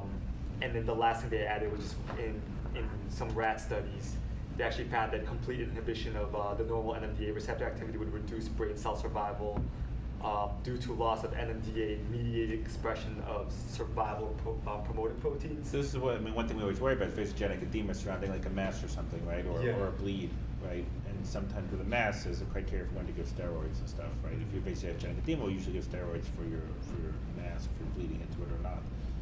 But, so even those people, even the people with vasogenic edema did better. Yeah, but just to know, it was in cats. So Well, I mean, people, cats. But we have Mike, we have vets watching us, right? Yeah, we do. We have vets watching Ordell us. so. critical care residency. Listen, it wouldn't, but if somebody calls 911 for their cat, but I have to assume an adult does the same thing with vasogenic edema. yeah, and that's pretty much the only other thing. So they did CAT scans on cats with traumatic brain injury? They didn't go into detail in terms of how they did the studies with the cats, but I Right, guess but how else would you figure out vasogenic edema Yeah. in a cat except for get a CAT scan? So you find a tumor that they bled into with some vasogenic edema and they give ketamine. All right, seems like a lot, but. I can confirm that they do CAT scans on cats on a daily basis. So I'm waiting for one of them to chime in, but they do. Do they do CTs or CAT scans? Both. By definition. CT scans on cats. I'm just curious. Is that perfusion? That's a good one. All right, anything else with the article? No, everything else is pretty much just echoing what we've already talked Right, about. right, all right, let's keep going, we're gonna finish these, who's next? Let's say if we're doing kind of a neuroprotection type thing, well, we should be able to run through this quick. TBI 7. All right. It's Alex Torres again. In case anyone missed the beginning Still part. Alex Torres. It's still me. So TBI 7, this is the one by Chang, and it was the NIH public access article. This is coming to us from 2013. So I had the 2013 and 14 articles, but essentially this was the concern, always increasing ICP, earlier case reports, they were inadequately controlled, poorly designed studies. So essentially what they were looking at was, is this actually neuroprotective or not?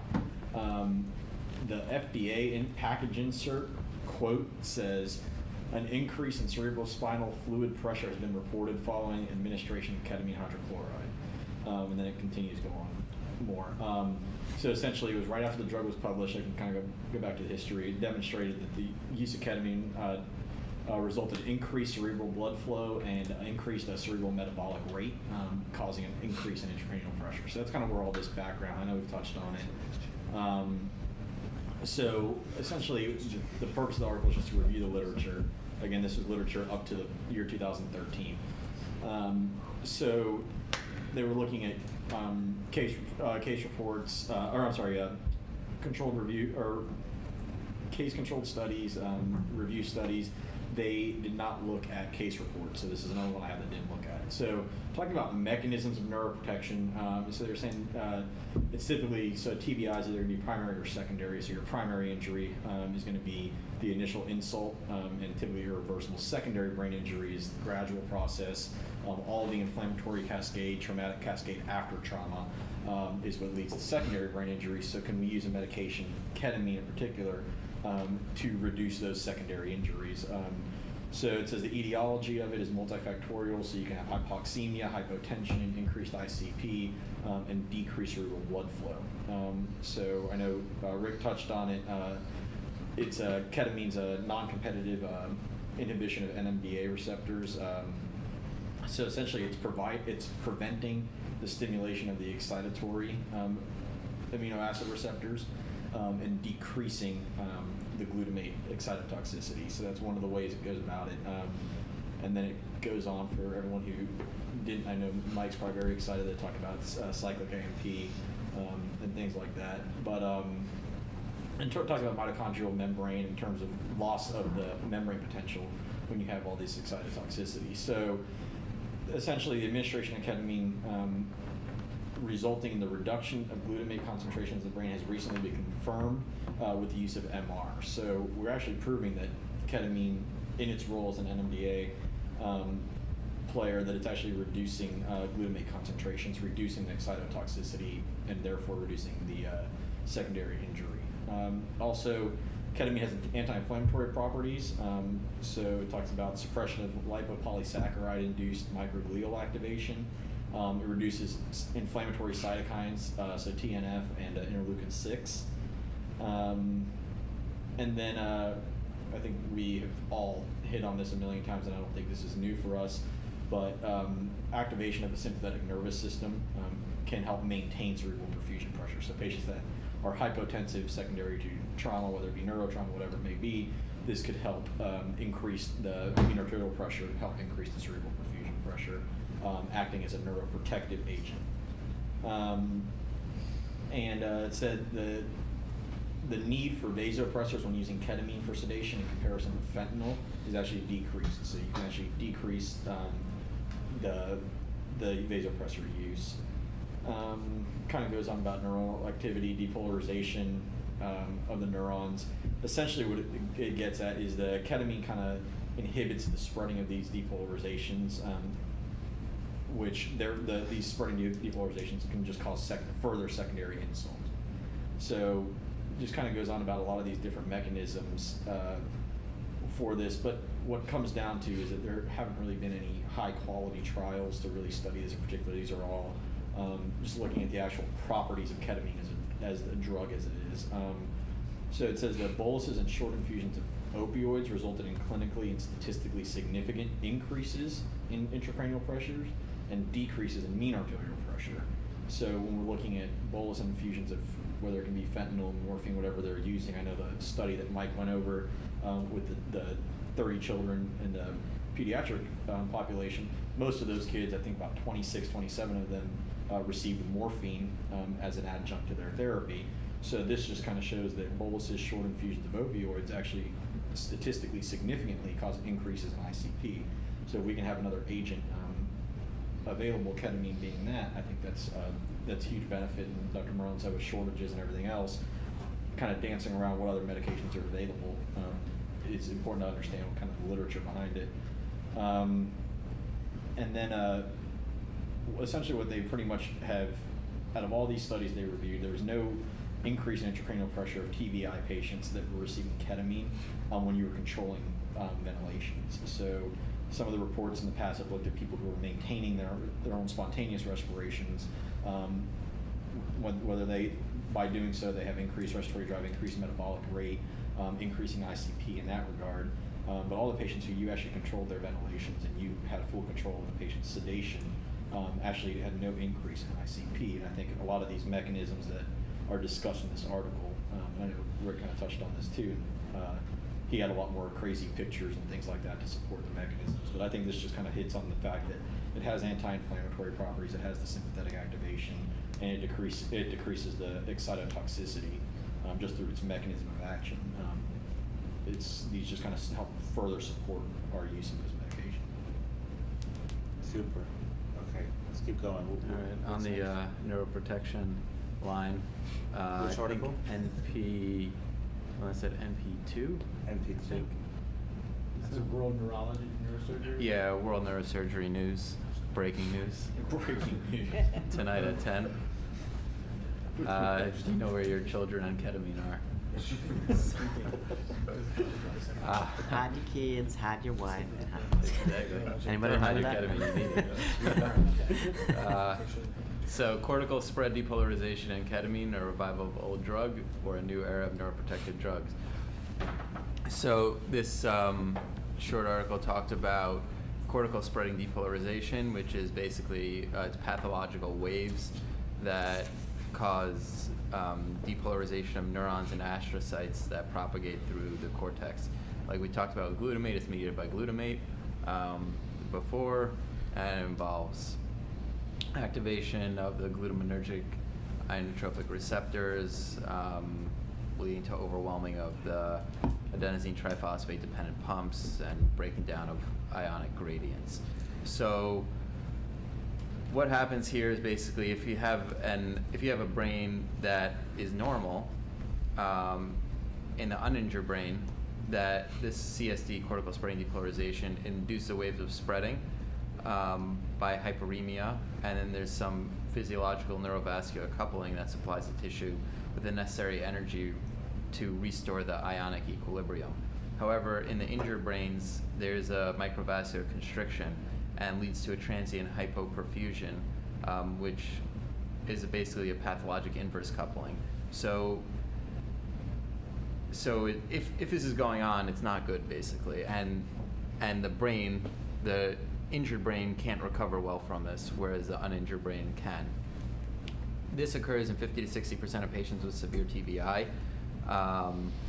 and 30 to 67% of patients with severe TBI, they exhibit impaired cerebrovascular regulation. So there was a study,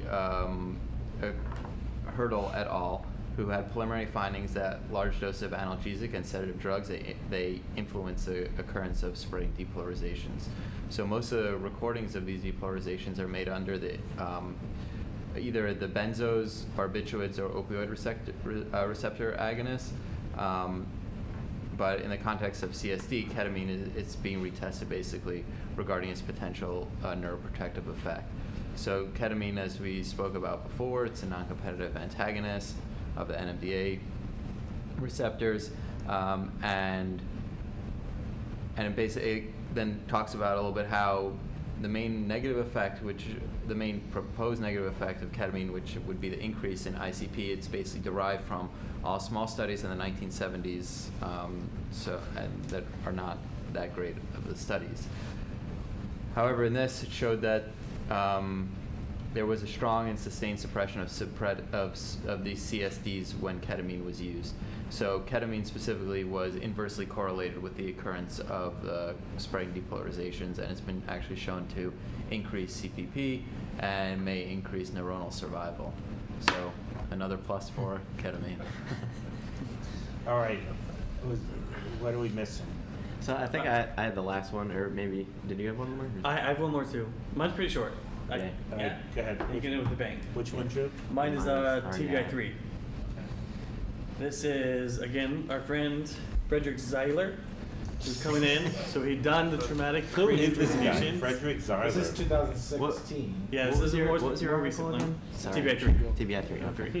This is a cerebral vascular Okay, got response it. to ketamine. So he had done the brain injury patients, then he'd done the normal but pathologic brain patients. Now he's moved on to what is the cerebrovascular response in everybody, humans and animals. So that was his most recent one in the Journal of Neurosurgery and Anesthesiology, 2016. This one dives deep, but I think we can kind of summarize it pretty well. They basically did a literature search. There was, because of the heterogeneity of all the studies, they couldn't do they had to do a systematic review instead of a meta-analysis. They have identified 38 animal studies and 20 human studies. They used a whole various techniques to kind of look at the brain, including functional MRI. They used cerebrovascular, let's see, what was it? Positron emission, single photon emission, CT, xenon CT, transcranial Dopplers, and a N2O method of measuring cerebral blood flow, and also direct angiography. So they looked at all these different studies, they summarized the whole bunch, and really this one goes into the pathophysiology. The reason they're talking about it is because the research question came up because they want to know if ketamine has a neuroprotective effect, and also can ketamine, through these mechanisms that we just talked about, through all these neuroprotective effects, actually increase blood flow to kind of where it matters, in this injured brain. And the bottom line is, it does increase cerebral blood flow. Kind of, as you can imagine, when it's not increasing the ICP and it's not increasing your MAP, through these same anti-inflammatory pathways, is actually increasing blood flow, specifically on areas of the brain that seem to have reduced blood flow, so like injured brain or anoxic brain. And looking at all, I mean, really, it dives deep into all these different animal studies, but they basically both show the same thing, that it does increase both animal cerebral blood flow, and in healthy human volunteers, it also increases cerebral blood flow, particularly regional cerebral blood flow, which is a presumed area of injury. There's specific parts of the brain that it did increase more. I would have to look through all the 18 pages. It was one of the basal ganglia, and it was also the frontal part of the brain. Increases blood for the basal ganglia? It was basal ganglia was one of them, which That's was a big interesting. deal. It's Right, not hard, because of its implications in Yeah. stroke. And a couple others, but basically it does increase cerebral blood flow, and that's what makes it such a hot research topic. And that's, I think, his proposed research question. Should we be using this more in our brain injured patients? Not only for the anti-cytotoxic part, but also the blood flow part. All right. I think that was mentioned in the That's right. Rulin article. The Rulin article? Yeah, they were talking about All right, let's keep going. Last but not least. Last one. All right. So TBI2 is the file name, and that is, I just put it up on the screen, is revising a dogma, ketamine for patients with neurological injury. So I'm gonna summarize this one really quick for a few reasons. This is from 2005, and this is an article we ignored from 2005, which said all of the good stuff that we're saying today. So they Typical in medicine, right? Somebody always knows the answer, but they probably said it. What journal was this? So this was from Anesthesia Analg. An analgesia. Yeah, All right, analgesia. yeah. So this guy, Sabim Himmel. Himmelscher. Had all the answers, and we ignored this poor guy. Yeah.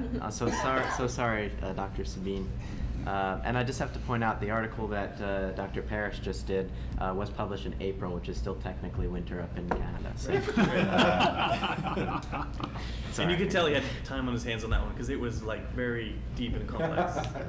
So basically, just to summarize this really quick, he was trying to reverse a dogma that increased ICP, the negative neurotoxic effects of ketamine. These were all claims that people made back in 2005 even. That was 13 years ago.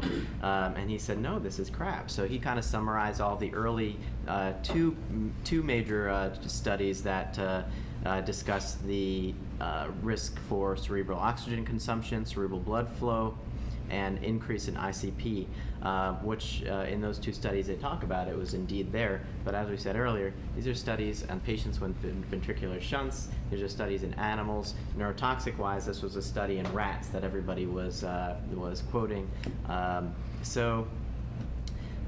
Just to summarize the main points, that he identified a bunch of studies, like 250 studies, and narrowed it down to 79, and kind of went through them one by one, which we won't do today, but he addressed a few questions. Cerebral hemodynamics, that's something we already talked about, and looked through all the studies. In Table 1, you can see the cerebral hemodynamic studies and the different kinds of things that they discussed, and basically came to the same conclusion that we all have been discussing.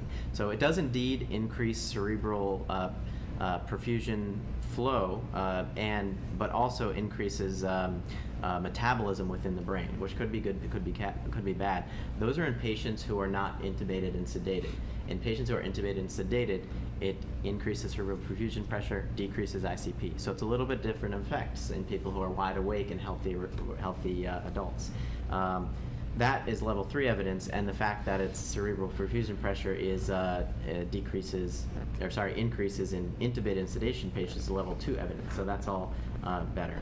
The next major question he addressed was neuroprotection.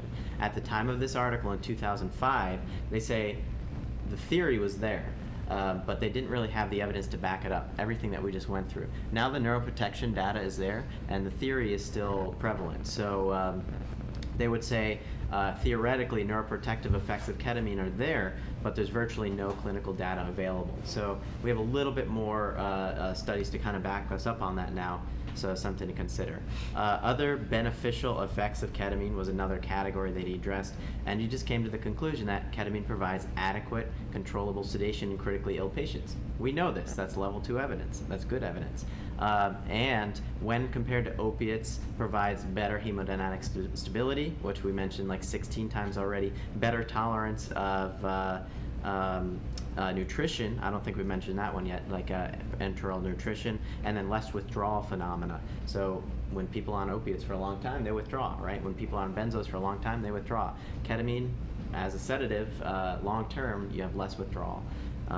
That's level 2 and level 3 evidence, depending on the paper. Several other questions that they addressed, the neurotoxicity, which we didn't really talk about too much, but there's concern that neurotoxicity, especially when ketamine is combined with nitrous oxide, you get damage to the brain. As I mentioned recently, or just briefly, that was demonstrated in rats, but not humans. I guess something to consider. I don't know. Rats are probably similar in many ways to some humans, but dissimilar to others. So. And then the last question they addressed, just to the variability, different types of ketamine. So S plus ketamine and different enantiomers, I believe. The preclinical data suggested benefit of the S plus over the racemic ketamine formulation. So that's one other thing that we did. I don't know what, I think we used racemic just like everybody else, but certainly all the data is kind of based around racemic ketamine. So I don't know. Those were the major summaries of all the questions. So I think from today, the general thing to take away is to carry all these articles in your back pocket. So when you're intubating a patient with head bleed or something like that, you use ketamine, or and somebody acute scores you stroke, for it, or or any acute stroke, neurologic insult, right? Or bleed, traumatic or atraumatic. And you know, you can say, actually, the data, that's been disproven. And when they come back and say, oh, well, that didn't apply to this patient, now you have a plethora of articles to pull out of your back pocket and be like, actually, Zeller in Canada said this in 2 different studies, one with animals and humans, one with humans. So look at it, and you know, these are good ones to carry around with you in your back pocket. Yeah. Right. Yeah. I mean, even the stuff with Rick that Rick was talking about, where the patients were intubated and on, I think, benzos too. You know, we can extrapolate that safely, in my opinion, to people who are not intubated and not on benzos, right? Because you really can't study those groups very well because they're agitated for a million reasons. It's only when you intubate them and put them on benzos you can do a more pure study. So I think we can safely extrapolate to our patients who are given ketamine as an induction agent. So since we know that you should give ketamine to all these patients, right, and it's a complete myth that you cannot give it to any acute neurologic insult. Let me say that again. You should give it to people because it's better for neurons, and it's better for cerebral blood flow, and it's better for cerebral perfusion pressure, and it's good for ICP. Is there any patient we shouldn't give it to in 2018? So either Amandeep or now I'm going to send an email to all the doctors tonight who answer the consults to say, just remind them how they should be giving ketamine to all these patients. Is there any patient in 2018 we should say, don't give it? So what about the patient who is in acute decompensated heart failure, who's hypertensive probably, and tachycardic probably? So, I mean, the theory is that you're increasing sympathetic outflow and sympathetic tone, which we kind of disproved. All the data we looked at today showed not really any significant effect on mean arterial pressure, right? Well, that's true, although we looked at a subset population with acute neurologic insults, Right. not a population with acute decompensated heart failure, Right. So, who are having this catecholamine adrenergic response, and maybe the last thing they need is a higher adrenergic response by making them more hypertensive potentially and more tachycardic potentially. So do we exclude people who have acute decompensated heart failure who need to be intubated? I mean, I'm sure I've probably given it once they're intubated. And obviously this is, you know, listen, we give mostly CPAP now to these people, right? And Right. many of them get better, and we used to intubate them before, and maybe intubation causes, you know, initially an increase in sympathetic surge before Right. you get more increased vagal tone from putting the laryngoscope in the mouth. So maybe there's less sympathetic surge by giving ketamine than, you know, putting a laryngoscope in somebody's mouth without ketamine. Although, I guess those patients you could give etomidate to. So I mean, it's just about the shock index, right? Looking at how does that, you know, when patients who are septic, they'll do great because the shock index, you know, you're actually seeing it improve. But I mean, if you're seeing a worsening of your shock index, in this case, someone who's hypertensive, tachycardic, and you're kind of augmenting that a little bit higher. I don't know. That's the one subset of population that I kind of worry about as well, as far as giving attention to. So if you're going to, I mean, today's Wednesday, you're probably working tonight, right? Yep. So you go to work tonight and somebody calls you and says, I have a patient, you know, who's, you know, 180 over 120, who's in acute decompensated heart failure, CPAP is failing, they're starting to get more altered, and we'd like to give rock and ketamine. What are you gonna say? I'm okay with 180. You're okay with 180? Yeah. All right. So now you're gonna have to make up some number where you're not okay anymore. Right. It's just, I mean, And that's not I based mean- upon science, but No, I not at understand all. what you're saying. Yeah. But if you rely on a number, some people have more of a sympathetic tone than others, right? Sure. Some people, something happens to them, their blood pressure shoots way up, and some people, their heart rate shoots way up, and other people have minimal effect. You know, how do you predict who that will be? And how do you predict, maybe they're in heart failure because they're septic, and, you know, Sure. and they have less catecholamine surge, and those people are better with ketamine.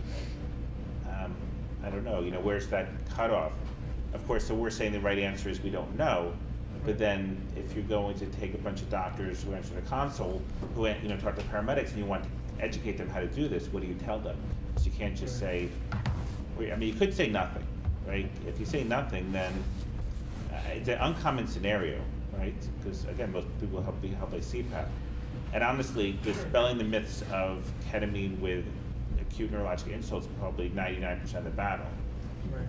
But if we're going to send an email, somebody's going to write back and say, so is there any indication anytime I shouldn't give ketamine?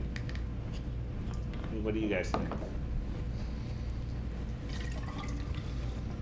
I don't know. I'm putting the picture up right now of SpongeBob saying ketamine for everyone. So you know, I think that's a general consensus.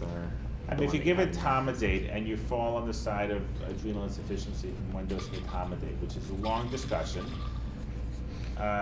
boy, I mean, I don't want to decrease sympathetic surge that much in somebody acute decompensated heart failure. And if I do, I know I want to decrease it slowly. Same with an MI, right? Sure. It's why the IV beta blockers are no good, why the PO are much better, because you want to decrease it slowly, because they have better outcomes. So I know I don't want to decrease sympathetic surge quickly, because that could worsen them too. I mean, certainly have I given ketamine in someone who was in, CHF exacerbation? Yes. Yeah. And I mean. And it probably doesn't matter, right? If you You give know what I good mean? doses of nitro, this probably doesn't really matter, because you'll get them better. Because Right, we yeah. all underdose our nitro, which is reality. Maybe it does matter if you underdose nitro. I mean, and a lot of times what ends up happening is, it's hard to say, because what ends up happening is that you have these patients on like 200 of Tridol, and you're giving them push dose on top of that. And what happens is that when you get ready to intubate, because you want to keep your ceiling high, you kind of shut off your Tridol. So when you tube the patient, sometimes their blood pressure is a little bit higher. The question is, was it because you turned off the Tridol, or was it because of the ketamine? I mean, it's hard to say. But, So I mean, can we you say just- there's no contraindication to ketamine? I'm sorry? Can we say there's no contraindication to ketamine? Unless it's severe anaphylactic reaction, which I've never heard of. If you've got allergic reaction to ketamine, you probably shouldn't get ketamine. Yeah, right. That's always right. That's always the right answer. That's what you have to. That's the test question. So is that reasonable? Josh, what do you think? Yeah, I agree with that. I would probably give ketamine to almost everybody. So Yeah. what I hear more often, I will tell you this, and I've had medics tell me this, that there's pushback, not for, say, RSI, but in general, we're talking about now the agitated, excited delirium patient who they can't get vitals on, who they know is probably hopped up on something, who's probably tachycardic and hypertensive, and they're worried about giving ketamine to that patient, which is totally the wrong answer. I'm worried about being assaulted by that patient. When you say they, But I'm on when the you other say line- they, do you mean the medics? So or- as far as medical control, so from the physician aspect, Oh, okay. they're concerned okay. about, we on the I'm medic not side, we're saying like, we need to give the patient ketamine and bring it down, because we know the onset's much faster. But then, on the flip side is that, from our perspective, you have doctors who are actually hesitant, and I've seen doctors be hesitant in giving ketamine without having vitals, and they know that this patient's agitated and probably on some, probably substance abuse, and they think the blood pressure is too high, and they don't want to put the patient down with ketamine. And you'll see them then give orders for Versed. Right. I usually tell them if And I that could get a blood happens, and pressure. I've seen it happen in front of me, and I see medics come up to me and say, listen, this is what happened, and I say, I know, I understand, but this is I see a more common issue, with ketamine than anything else. Right. I mean, I understand why the doctor is saying it based upon the physiology. I don't agree with what they're doing. Right. Because I think ultimately, if you want to get the sympathetic surge down, you get the patient under control, and that will get it down the quickest. So potentially any increase in heart rate and blood pressure is counterweighted by getting that patient calm quicker, right? I mean, that Right. little benzo, the patient will stay agitated longer, and that's my argument. Sure. And I See, think with the- giving. The other thing, I've, in talking to some of the EDs, getting pushback from the EDs saying, you guys are just giving way too much ketamine in this situation. And it's like, you don't understand what the situation was in the field. I gotta get this patient down to be able to control them. Well, they don't understand the literature either. Yeah. Right. I mean, if you look at, some of the literature goes at 5 milligrams per kilogram, we're not even there. Well, that's what I said. I said, we usually do That's the 3 to best 4. literature now, 5 per Right. kilo intramuscularly. Right, and we're Right. not even there. But again, I think we've talked about this over and over, but I think it's because that when we call it somebody's agitated or out of control and need security, the average ER expects the patient to still be out of control when they get there. Right. This concept of getting people calm before they get to the ER is not what they've been used to for years and years. Right. So they are kind of surprised, so it's just a different way of thinking. But this will change. And I think that ultimately, no matter what people decide to use, you gotta understand the drugs that you're using. You gotta understand the potential side effects or effects of them, and then be prepared to deal with whatever potentially comes up. And don't use a drug if you don't know what it's going to do to the person, both for good and for bad. Yeah. And ultimately, I think we know here at least we speak enough about ketamine. We know the potential consequence of what can happen. We know the benefits, and if we're really prepared to deal with any of the potential complications, then use it safely and use it in. And the nice thing about ketamine is also you have these huge dose ranges, and we can always give more. And you can always start, if you're not 100% comfortable with going on these high doses, then start at a lower dose, and then you can always give more. And it's probably not ideal in the Unless they're out agitated of control. patient. Right, in the agitated patient, then it's harder to hold these people down and have to give them multiple IM injections. But in the other people, you can kind of do this slowly and make sure they're doing okay as you go along. I will tell you that for awake intubation, I feel that ketamine's amazing. And I walk my residents through this a lot, because what happens is that time and time I see this from being on the sidelines, is that you try to give a lower dose of ketamine, and then you say, oh, the patient's gagging, I gotta paralyze them, or I can't get the mouth open up, I gotta paralyze them, and that's the wrong mantra. You give them more ketamine. And I've given up to 1 gram of ketamine, to induce them and properly sedate them and then intubate them. And you don't have to paralyze them. So, what's great about ketamine is it really isn't much of a ceiling. I've gone up to 1 gram and, effectively intubated a patient and not taken, the risk of paralyzing a patient who's high risk. And the argument in the that's- literature, that's there's no the way true we do ketamine it. overdose. Right. So that's what's really good about it. So, what if we said that there's no absolute contraindication, but a relative contraindication is somebody who's got increased sympathetic surge, who's hypertensive and tachycardic, for example, the patient with acute decompensated heart failure. It's something to consider, but it's still not an absolute contraindication. Maybe we just remind people that, so at least we can I think that's reasonable. all be on the same page at least, right? I think it's reasonable. Because I just want them to think about it, right? So if they do it, that's okay, and if they don't do it, that's okay, but at least they're thinking about it. But I would say no absolute contraindication. Sure. Right? And again, you have 1 catecholamine in your body and you're septic shock, you have a risk of getting hypotensive from ketamine. Right? You have a risk of getting hypotensive from everything. Yeah. And I think a mentality of switching it to almost a first-line agent for a lot of, pretty much first line for RSI, it is now, even procedural sedation. Obviously, propofol is a great drug, but the era of fentanyl and Versed, I think, hopefully is on its way out the door, where people, the peak onset for Versed is like 5 minutes after, and classically, as you know, what happens in the ER when people are doing procedures, they give Versed, and then it's not working after 2 minutes. They give another dose, and then they do the procedure while the patient's screaming in pain, right? And then they walk away from the bedside, and then the Versed all kicks in. And then the Versed kicks in, and Right. the patient's hypoxic and blue and dying, and because now they're at peak effect. And propofol's okay. There are some systems around the world where propofol's a pre-hospital drug, but it's a real titratable drug, one, and it really does cause hypotension. We know that, right? And there are certain conditions you're not supposed to give it in. Most of those conditions you don't even know in the pre-hospital setting, So it's certainly not far from a perfect drug. It's just it's a nice drug for a healthy person. Okay, anything else? All right, so I'll send out articles for next week as close to Sunday as possible. Our next outreach is actually in March. I don't have the date yet for Lehigh Valley Hospital. And if anybody's interested or around New Jersey, we are doing an education night February 22nd in North Jersey. They can, our monthly education night, they can send me an email to update me. And if you have any questions or you want to get on our list, let me know. And don't forget, May 22nd is the Tuesday of EMS week from 4 p.m. to 10 p.m. at the Robert Treat Hotel. Our goal is to get 700 people there. We'll have 30 speakers, and each speaker will go 20 to 30 minutes on some evidence-based topic. So sign up from our website. And thanks for joining us.